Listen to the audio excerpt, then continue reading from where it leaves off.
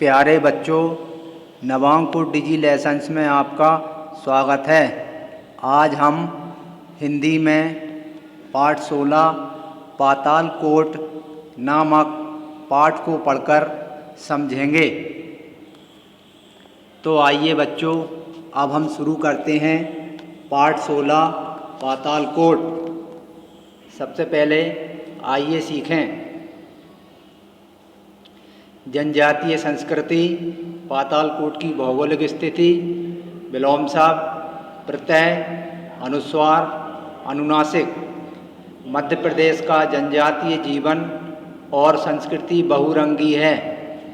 अपने विशिष्ट रंग, रूप और गंध के लिए हर अंचल एक अजूबी सम्मोहकता लिए हुए है। इन्हीं अंचलों में से एक है छिंदवाड़ा जिले का पातालकोट। इस आदिवासी क्षेत्र का नाम सुनते ही इसे देखने की अदम्य आकांक्षा मन में उठती है। कैसा होगा पातालकोट, कैसी होगी वहाँ की आदिम जीवन संस्कृति, मन की इस जिज्ञासा को तीव्र बना देती है। पातालकोट के बारे में फैली हुई तरह तरह की कहानियाँ उस गहरे खड्डवासियों के लिए सूर्योदय सुबह 9 बजे होता है और सूर्यास्त दिन के 3 बजे। वहाँ के निवासी शेर के पदचिन्हों को देखकर आसपास उसकी उपस्थिति से भयभीत नहीं होते। ये पातालकोट के निवासी रावण और मेघनाथ की पूजा करते हैं। यहाँ का विश्राम गृह मध्य प्रदेश के शानदार रमणीय विश्राम गृहों में से एक है। सतपुड़ा के ऊंचे पहाड़ी शिखर पर बने इस रेस्ट हाउस के ठीक नीचे बहुत गहराई पर दिखने वाला पातालकोट का जनजातीय अंचल मन को मोहित कर लेता है। दर्शक एक बार ठगासा रह जाता है। सतपुड़ा पर्वत श्रृंखलाओं के बीच जैसे एक बहुत बड़ा टुकड़ा जमीन के अंदर धंस गया है। अंग्रेजी के यू आकार को बनाता हुआ पातालकोट का जनजातीय अंचल 79 वर्ग किलोमीटर क्षेत्र में फैला हुआ है। इस स्थान की अधिकतम गहराई 1600 फुट है। पातालकोट पहुंचने के लिए छिंदवाड़ा पिपरिया मार्ग पर तामिया से पहले बिजोरी ग्राम पहुंचते हैं। बिजोरी से एक कच्ची सड़क हर्रई तक जाती है। इस गांव से करीब 14 किलोमीटर दूर बीजा ढाना नामक जनजातियों की एक छोटी सी बस्ती है। यहाँ से लगभग 4 फरलांग जाने पर पातालकोट में नीचे उतरने का एक रास्ता दिखाई देता है। पातालकोट में प्रवेश के लिए इसी ऊबड़ खाबड़ रास्ते से नीचे उतरना पड़ता है।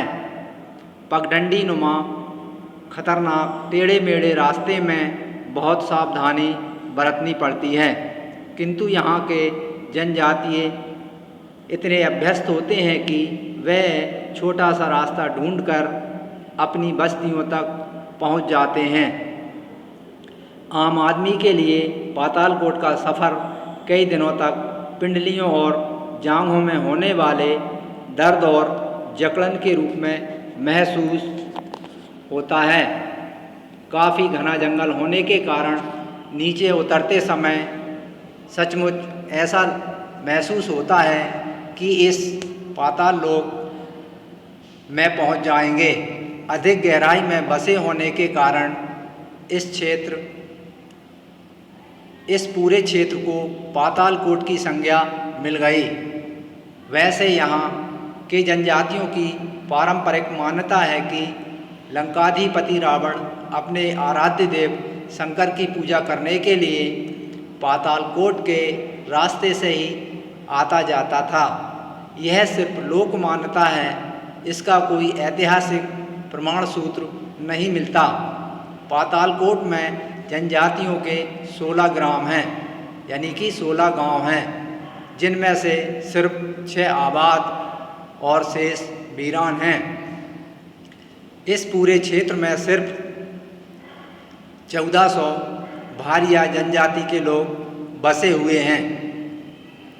इनके बारे में एक मान्यता है कि ये पहले भारवाहक थे। सन 1817 में नागपुर राज्य के शासक रघुजी भोंसले अंग्रेज़ों से सीताबर्डी के युद्ध में पराजित हो गए थे। उन्हें बंदी बनाकर चुनारगढ़ के किले में कैद रखने का निर्णय लिया गया। नागपुर से चुनारगढ़ जाने के लिए सिवनी, जबलपुर, सीहोरा, रीवा, मिर्ज़ापुर, बनारस का राजमार्ग है। इसी रास्ते से जाते हुए रघुजी भोंसले और उनके साथ वाले भारवाहक कैद से भाग निकले। छिंदवाड़ा, बैतूल और पचमढ़ी के सघन और निर्जन जंगलों में छिप गए। कुछ भारवाहक इस पातालकोट क्षेत्र में घुस गए। यहाँ बसकर ये कालांतर में भारिया कहलाने लगे। इनकी भाषा में मिलने वाले मराठी शब्द इस मान्यता को और मजबूत बनाते हैं। फिर भारिया जाति के लोग पातालकोट से हर्रई तक ही मिलते हैं, तामिया के आगे नहीं मिलते। सिर्फ इसी सीमित अंचल में भारिया लोगों का मिलना इस बात की पुष्टि करता है कि भारवाहक मजदूर यहाँ के मूल निवासी बन गए और भारिया कहलाने लगे।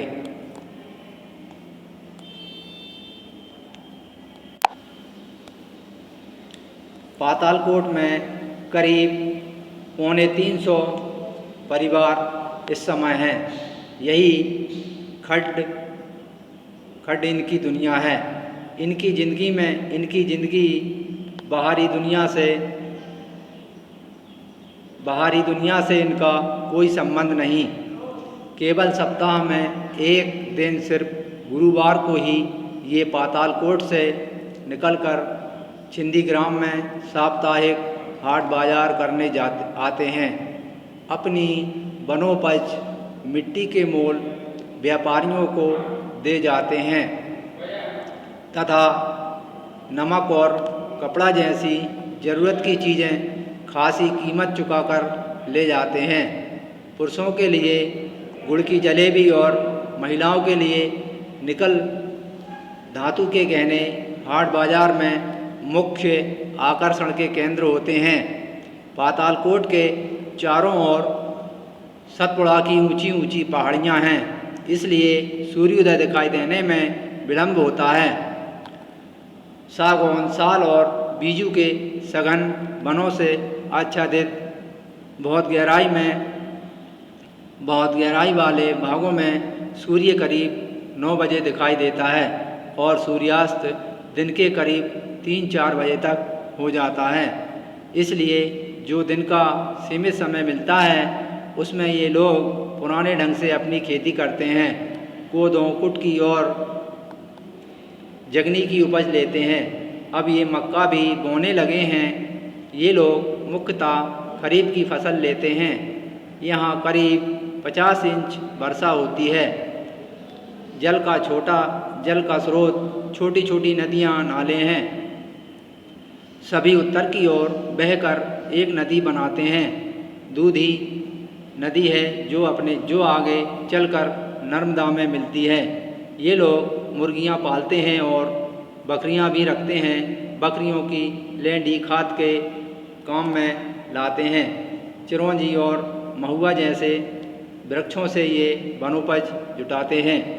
ये दिन भर कड़ी मेहनत करते हैं और शाम होते ही खा पीकर नाच गाने में मगन हो जाते हैं। नृत्य और गीत इनके आमोद प्रमोद के मुख्य साधन हैं। ऋतु पर्वों और सामाजिक अवसरों पर सामूहिक आनंदोत्सव की झलक देखने को मिलती है। खासकर मेघनाथ पूजा के दिनों में ये अपना मनपसंद खाना खाते पीते हैं और दिन रात नाच गाने में डूबे रहते हैं। पातालकोट के जनजाति घुटने तक धोती और बदन पर सलूजा यानी कि कमीज की तरह एक वस्त्र पहनते हैं। कोई बंडी भी धारण करते हैं। सिर पर पगड़ी की तरह एक सफ़ेद कपड़ा लपेट लेते हैं। इनके हाथों में कुल्हाड़ी और टंगिया होती है। जब भी ये अपनी झोंपड़ियों से निकलकर काम पर जाते हैं, ये दोनों हथियार उनके पास होते हैं। महिलाओं के पास हंसिए होते हैं, इनसे लकड़ी और फसल काटी जा सकती है और वन्य पशुओं से रक्षा की जा सकती है। महिलाएं घुटने तक साड़ी पहनती हैं, वे आभूषण भी पहनती हैं। गले में मणियों की मालाएं, कानों में कर्णफूल, हाथों में चूड़ी कंगन और बिनोरिया तथा पैरों में बेड़ियां पहनती हैं। ये आभूषण चांदी सोने के नहीं अपितु बहुत सस्ती धातु के होते हैं, जैसे गिलट, कांसा आदि। पातालकोट के जनजातियों की ज़िंदगी में महुए का महत्वपूर्ण स्थान है। भारिया लोगों की ज़िंदगी में भी महुआ घुल मिल गया है। दावत के मौके पर ये लोग महुए को आटे में मिलाकर रोटी या सुबारी बनाते हैं। सुबारी पूड़ी की तरह तलकर बनाई जाती है। सामान्य रूप से ये लोग कुटकी का पेज और मक्के की रोटी खाते हैं। ये लोग आम की गुठली के बीज के आटे की रोटी बनाते हैं। आम की गुठली को पानी से धोकर उसका टोटरापन, तुर्रापन निकाल देते हैं। ये लोग बैबर कुटकी भी खाते हैं। यहाँ भात का नाम की एक जड़ भी पाई जाती है। उस जड़ को भभूत में गाड़ देते हैं। जब यह चुड़ जाता है तो उसे एक तरफ से पकड़कर थाली में हिला देते हैं तो चावल के दाने जैसे कण कण बिखर कर इकट्ठे हो जाते हैं। इस कंद से एक थाली भर चावल मिल जाता है।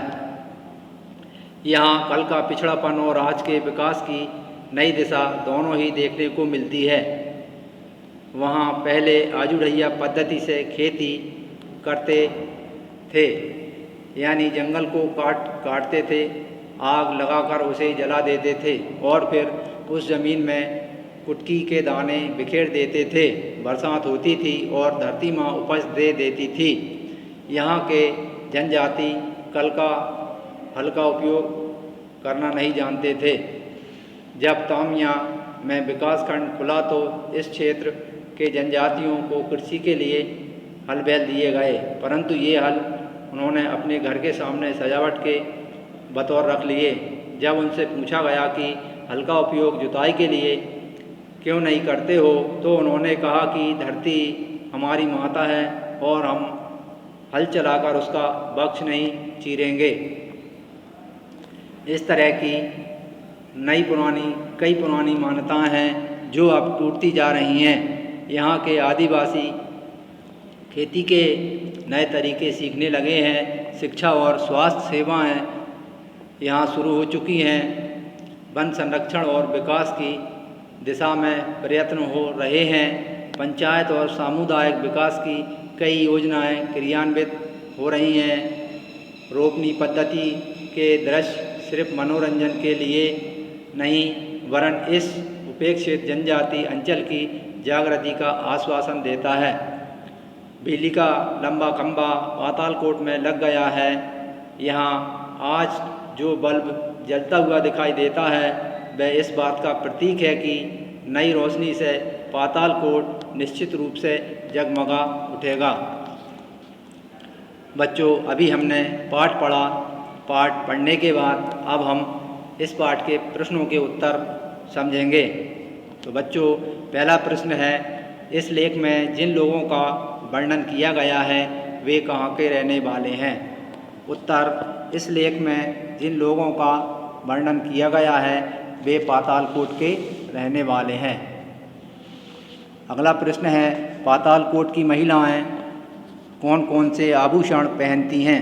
उत्तर, पातालकोट की महिलाएं गले में मणियों की मालाएं, हाथों में चूड़ी कंगन और बिनोरिया तथा पैरों में बेड़ियां पहनती हैं। अगला प्रश्न है, पातालकोट के जनजाति शेर से भयभीत क्यों नहीं होते? उत्तर, पातालकोट के निवासी शेर से भयभीत इसलिए नहीं होते क्योंकि शेर व अन्य जंगली जानवर उनकी आम जिंदगी का हिस्सा हैं। किसी अप्रिय घटना से बचने के लिए वे अपने पास कुल्हाड़ी व टंगिया रखते हैं। अगला प्रश्न है, पातालकोट पहुंचने के मार्ग में पथिक को किन किन कठिनाइयों का सामना करना पड़ता है? उत्तर, पातालकोट पहुंचने के मार्ग में पथिक को ऊबड़ खाबड़ रास्ते से नीचे उतरना पड़ता है। पगडंडी नुमा खतरनाक टेढ़े मेढ़े रास्ते में बहुत सावधानी रखनी पड़ती है, किंतु ये इतने अभ्यस्त होते हैं कि छोटा रास्ता ढूंढकर अपनी बस्तियों में पहुंच जाते हैं। पातालकोट का सफ़र कई दिनों तक पिंडलियों और जांघों में होने वाले दर्द और जकड़न के रूप में महसूस होता है। अगला प्रश्न है, पातालकोट में नई रोशनी की चमक पहुंच गई है, इस कथन को सिद्ध कीजिए। उत्तर, पातालकोट की पुरानी मान्यताएं तो अब टूटती जा रही हैं। वे खेती के नए तरीके सीखने लगे हैं। शिक्षा व स्वास्थ्य सेवाएं भी शुरू हो चुकी हैं। वन संरक्षण और विकास की दिशा में प्रयास किए जा रहे हैं। पंचायत व सामुदायिक विकास की कई योजनाएं क्रियान्वित हो रही हैं और यहाँ बिजली भी पहुँच गई है। इन सब बातों से सिद्ध होता है कि पातालकोट में नई रोशनी की चमक पहुँच गई है। अगला प्रश्न है, पातालकोट के निवासियों के आमोद प्रमोद के क्या साधन हैं? उत्तर, पातालकोट के निवासियों के आमोद प्रमोद के साधन नृत्य और गीत हैं। मेघनाथ पूजा इनका प्रमुख आनंद उत्सव है। इन दिनों ये विशेष भोजन करते हैं और दिन रात नाच गाने में डूबे रहते हैं। इसके बाद पाठ के आधार पर निम्नलिखित वाक्यों के रिक्त स्थानों की पूर्ति कीजिए, अर्थात खाली स्थान भरो। पहला है, पातालकोट का आकार अंग्रेजी के यू जैसा है। पातालकोट का क्षेत्रफल 79 वर्ग किलोमीटर है। अगला है, पातालकोट के जनजाति के लोग रावण और मेघनाथ की पूजा करते हैं। अगला प्रश्न है, पाठ के आधार पर सही जोड़ियाँ बनाइए। पाठ के आधार पर सही जोड़ियाँ बनाइए। पहला है, जंगल काटकर खेत बनाना। इसके सामने आएगा आजूढ़ैया पद्धति। फिर है, कमीज की तरह एक वस्त्र सलूजा। इसके बाद महुए की आटे में मिलाकर रोटी बनाना सुबारी। इसके बाद मेघनाथ की एक मानवाकृति खंडेरा। और अंतिम जोड़ी है, नागपुर के भारवाहक मजदूर। इसके सामने लिखेंगे भारिया। इसके बाद अगला प्रश्न है, निम्नलिखित शब्दों के शुद्ध उच्चारण कीजिए और उन्हें वाक्यों में प्रयोग कीजिए। पहला शब्द है संस्कृति। संस्कृति का हम वाक्य में प्रयोग करेंगे। प्रयोग, मध्य प्रदेश की संस्कृति बहुरंगी है। अगला शब्द है श्रृंखला। प्रयोग, पातालकोट के चारों ओर सतपुड़ा श्रृंखला की ऊंची ऊंची पहाड़ियाँ हैं। अगला है अभ्यस्त। प्रयोग, पातालकोट के लोग हथियार चलाने में अभ्यस्त होते हैं। अगला आच्छादित। प्रयोग, आसमान काले बादलों से आच्छादित है। अगला शब्द है स्रोत। प्रयोग, समुद्र, नदी, कुआं, तालाब, वर्षा आदि पानी के प्रमुख स्रोत हैं। अगला शब्द है पद चिन्हों। इसका प्रयोग, हमें महापुरुषों के पद चिन्हों पर चलना चाहिए। और अगला शब्द है आकांक्षा। इसका प्रयोग, कठोर परिश्रम करने वालों की आकांक्षा पूरी होती है। और अंतिम शब्द है सप्ताह। इसका प्रयोग, एक सप्ताह में 7 दिन होते हैं। इसके बाद बच्चों अगला प्रश्न है, नीचे कुछ शब्द और उनके अर्थ दिए गए हैं, उनकी सही जोड़ी बनाना है। पहला है जिज्ञासा। जिज्ञासा का अर्थ होता है जानने की इच्छा। जिज्ञासा मतलब जानने की इच्छा। अगला है विश्राम गृह। विश्राम गृह के सामने लिखेंगे ठहरने के लिए बनाया गया भवन। ठहरने के लिए बनाया गया भवन। अगला है सघन। सघन के सामने अधिक घना। अगला है आदमखोर, आदमी को खाने वाला। अगला है लोकमान्यता, लोगों द्वारा मानी गई बात। और अंतिम है निर्जन। निर्जन के सामने लिखेंगे जहाँ मनुष्य ना हो। इसके बाद बच्चों अगला प्रश्न है निम्नलिखित शब्दों के विलोम शब्द चौखाने में से खोजकर लिखिए। तो पहला है सूर्योदय। सूर्योदय का विलोम होगा सूर्यास्त। अगला है उपस्थित। उपस्थित का विलोम होगा अनुपस्थित। अगला है सस्ती। सस्ती का विलोम होगा महंगी। फिर अगला शब्द है सीमित। सीमित का विलोम होगा असीमित। अगला शब्द है दिन। दिन का विलोम होगा रात। और अंतिम शब्द है विजयी। विजयी का विलोम होगा पराजित। विजयी का पराजित।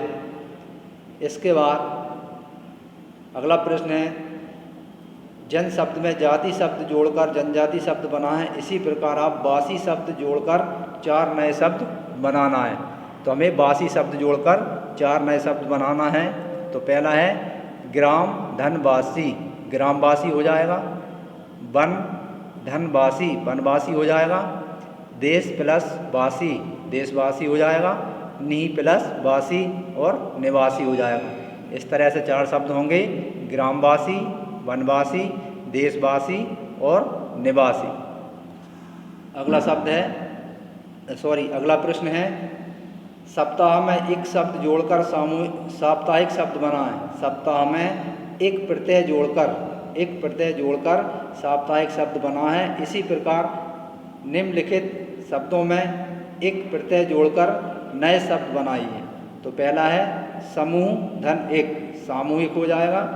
समय धन एक, समय धन एक तो सामयिक हो जाएगा। और व्यापार धन एक, व्यापारिक हो जाएगा। धर्म धन एक, धार्मिक हो जाएगा। सामूहिक, सामयिक, व्यापारिक और धार्मिक, ये एक शब्द जोड़कर शब्द बनेंगे। इसके बाद अगला प्रश्न है निम्नलिखित शब्दों में यथास्थान अनुस्वार अनुनासिक चिन्ह का प्रयोग करना है। तो पहला शब्द है अचल लिखा है तो इसमें आ पे बिंदी आएगी, अंचल हो जाएगा। दूसरा पहुँचा, हा पे चंद्रबिंदी आ जाएगी, पहुँचा हो जाएगा। श्रा पे बिंदी आएगी केवल तो श्रृंखला हो जाएगा। ऊपर चंद्रबिंदी आएगी, ऊंचे हो जाएगा। ढा पर, ढा के ऊपर चंद्रबिंदी आएगी तो ढूंढकर हो जाएगा। और पहाड़ियाँ यानी या पर चंद्रबिंदी आएगी तो पहाड़ियाँ हो जाएगा। और वहाँ में हा पर चंद्रबिंदी आएगी तो वहाँ हो जाएगा। इसी तरह का पे बिंदी आएगी केवल तो कंद हो जाएगा।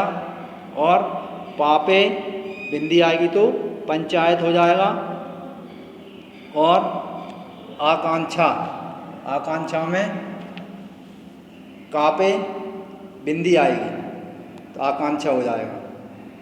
फिर अगला प्रश्न है निम्नलिखित शब्दों के हिंदी समानार्थी शब्द लिखिए। तो हिंदी समानार्थी शब्द लिखेंगे। पहला है हथियार, इसका होगा अस्त्र शस्त्र। सफ़र, सफ़र का होगा यात्रा। महसूस, महसूस का होगा अनुभव करना। फिर अगला है रस्म रिवाज, रस्म रिवाज का होगा प्रथा। और अंतिम शब्द है दावत, दावत का होगा निमंत्रण। तो बच्चों अभी हमने पाठ पढ़ा और समझा, उसके प्रश्नोत्तर खालिस्तान जोड़ियों को भी समझा। और इसी के साथ हमारा पाठ समाप्त होता है। धन्यवाद।